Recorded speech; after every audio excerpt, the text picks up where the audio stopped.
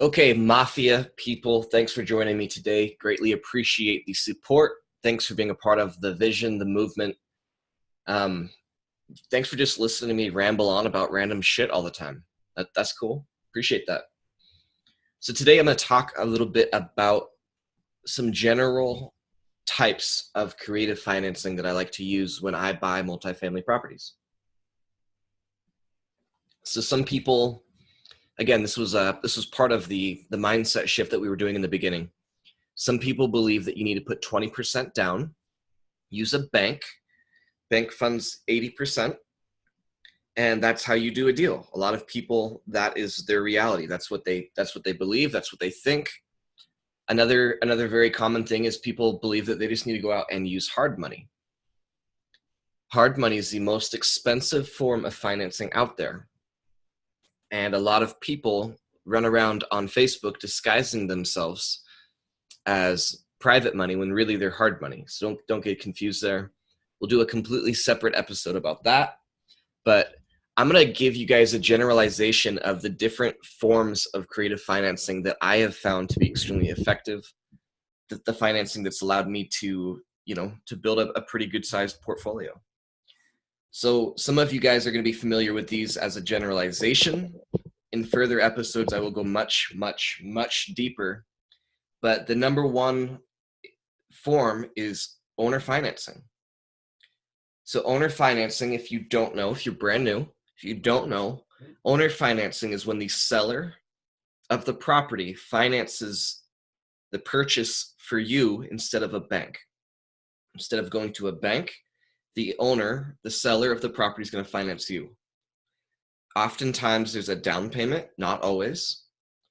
There's a down payment, and then the balance is financed over 5, 10, 15, 20, 30, 40, 50, 100 years, whatever you guys decide on together. And sometimes there's interest, sometimes there's not interest. You don't have to offer interest. You can simply solve their problem and say, hey, what do you need a month? What would solve your problem? $400? Okay. I'll pay you $400 for the next 20 years, every single month. That is owner financing. It's a great, effective way to get into properties using none of your own money or very little of your own money. You can pair owner financing with private money. Maybe the seller, maybe they really need $10,000 down. You don't have $10,000. So you bring in a private money lender that has $10,000 and you use that for the down payment. It's a very, very common thing. People also call it owner financing, seller financing. Some people call it contract for deed. Kind of the same principle here. So that is a great way, guys. Who would be interested in owner financing, seller financing, whatever you want to call it? What type of person would be interested in that? How about a landlord that is very used to getting cash flow every month? They've based their lifestyle around getting cash flow every month, but they're getting old and they don't want to deal with the property. How about somebody that inherited a property? They don't have the money to go fix up the property. Maybe it was left in bad shape. They don't have the money to go fix it up. They inherited it.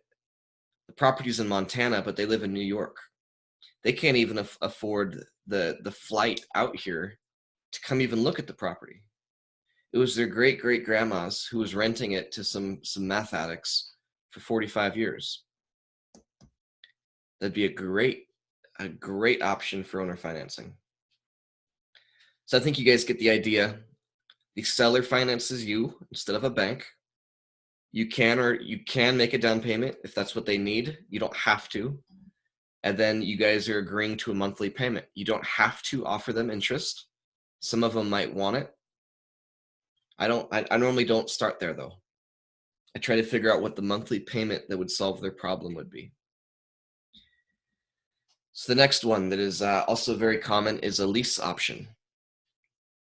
What that means is I will lease this property from you for $500 a month for the next 5 years. And in that time period, I have the option to purchase it at a set price that we've already determined. That is lease option. There are two different agreements in a lease option. There is the lease. You have a lease agreement. It's much like a tenant renting a property. There's an agreement.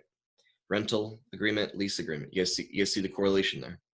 So there's a lease between you and the seller of the property.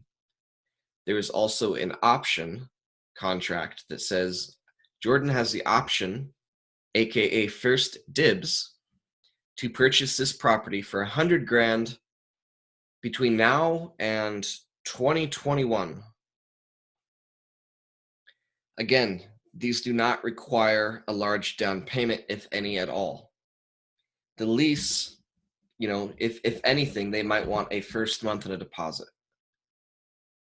We're not doing $5,000, $10,000, $20,000 down like we would possibly on an owner finance.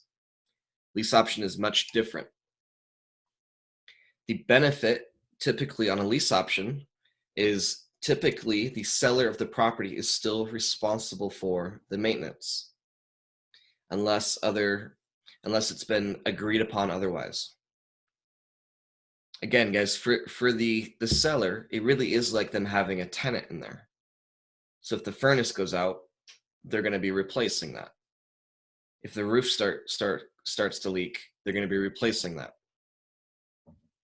Lease options are a very, very effective way to get into deals, guys. You can do that with single family, multifamily, commercial, aka storage units, apartment, office buildings, laundromats. Like, there's a lot of different things that you can do a lease option with. It's a very effective way. The next one is called subject to. And that really can mean two different things. I'm going to explain both of them to you. Subject to means your offer is subject to the existing debt that they have on the property. Typically, that debt is with a bank. So the first way that you could do it is you could go to the bank with their permission and offer to assume that debt. That debt would then go into your name. You would still have to qualify. You're still going to have to fill out an application. They're going to check your credit, all that stuff. For some of you guys, you might not qualify for that. So that's the first way. The way that I prefer people to do it is the debt stays in the seller's name. Nothing changes, but you are making that payment on their behalf. It's often going to be in their name. I recommend you use an escrow company. Let's just use a random example. Let's just say that it's a $500 payment to the bank. And let's just say that you've agreed to pay the seller $200 in addition to that. You write a $700 check and you send that to the escrow company. The escrow company writes a $500 check on behalf of the seller, and that goes to the bank. That's the mortgage payment. Then they write a separate check for $200, and that gets sent to the seller. So that's a more common way. The debt doesn't change, it remains there. Now there's going to be a couple of hurdles. You need to be on the insurance, both of you guys do. You got to figure out who's paying the taxes on this. If you're paying the taxes, I would also recommend you instruct the escrow company to be making quarterly taxes on this. You would have to be paying the escrow company that money. So while we're here, an escrow company is a third party that handles transactions between buyers and sellers. Some title companies have an escrow company built in. That is something that you could ask them. Hey, do you guys offer an escrow company? They might not. If they don't, Google it. Billings, Montana escrow companies. What I like about escrow companies and why I recommend people use escrow companies is their accounting is very good. The one that we use, I can just log into their website and I can look at every single different agreement that we have. I can look and see if anybody's behind on payment. I can look and see what the exact balance is, what the exact principal is owed, and what the exact interest is owed. The other party on the other side of the transaction can also log in. It's very convenient. If there's ever any discrepancy, if there's ever any debate, you're not involved. The escrow company is involved, and you've got a buffer between you and the person on the other side of the table. If there's a mistake that the escrow company made, they have insurance for that. Probably E&O, error and omissions insurance. So if you are going to do subject to, I would recommend that you consult with a lawyer, a real estate attorney, and just make sure that everyone's on the same page. I would instruct your seller to do the same thing. So that is a little bit more complicated than a lease option. It's a little bit more complicated than an owner finance. Is it effective? Hell yeah. Do people do it all the time? Hell yeah. You just really need to make sure that everyone's on the same page and that you are completing the transaction legally. What is legal in Montana is not the same as what's legal in Texas. Texas is very different. So guys, no matter where you're at, make sure you are consulting with the appropriate real estate attorneys and title companies. Last one I want to go over briefly, and again, guys, these are just generalizations. I'm just giving you an overview here. The last one, my favorite, is private money. Private money can be used as a down payment to the bank. It can be used as a down payment to the seller on owner financing. It can be used to refinance properties, like if you wanted to refinance out the seller, refinance out the bank, meaning the private money pays that off, then you're making the payments to the private money guy or girl. That's an effective thing. You can also pay cash for a property using private money.